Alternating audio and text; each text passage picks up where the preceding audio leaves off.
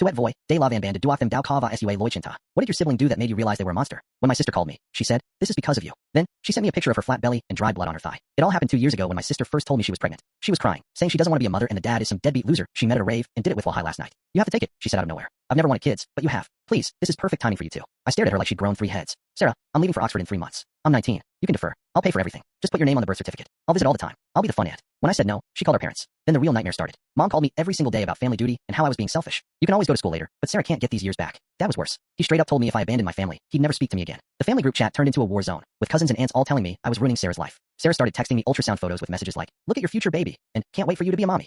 She then announced on Facebook that her wonderful little sister was going to raise the baby while she focused on her career. People were congratulating me left and right. When I tried to correct them, Sarah reported my posts and got them taken down. She started shipping nursery furniture to my dorm. My roommates thought I was insane. One day, I came back from class to find a crib assembled next to my desk. That's when I snapped. I made my own Facebook post saying I was going to Oxford and would not be raising anyone's baby. I sent a text to the family group chat that said, I will not sacrifice my future for Sarah's choices. And then I blocked every single one of them. Sarah showed up at my dorm screaming that I was murdering her dreams. 2 days later, campus security had to drag her out. Right around this time was when I got a call from an Oxford committee member. He was asking me to confirm that I wanted to defer for a year. My heart froze. I told him no, but he seemed confused. Huh, but you called to tell us so yourself. You said it's because of a family emergency. I was shocked. I told him that whoever called him wasn't me, and that I was definitely going to attend next year. Of course, the person who made that call was Sarah. But it turns out that's not the only call she had made because, a week after, I got a letter in the mail about a court hearing happening in 4 weeks' time. It was for me to get listed as the adoptive parent of the baby for when she was born. It didn't take long for me to figure out what happened. I called Sarah, and she told me over the phone, all proud of herself, that she'd filed paperwork about listing me as the adoptive parent, citing my supposed infertility and how I said I always wanted kids. Unfortunately for her, I was recording the call. Silly Sarah. Either way, even with proof on my side, the whole thing was a nightmare. I had to spend a large chunk of my savings on a lawyer and reschedule my flight. Luckily, when the court date came, the judge saw very quickly what was happening. All I had to do was play the recording and give my side of the story. And, given as though I personally did not actually want to be the adopted mother, the judge sided with me very quickly. I remember walking out of that courtroom thinking it was finally over.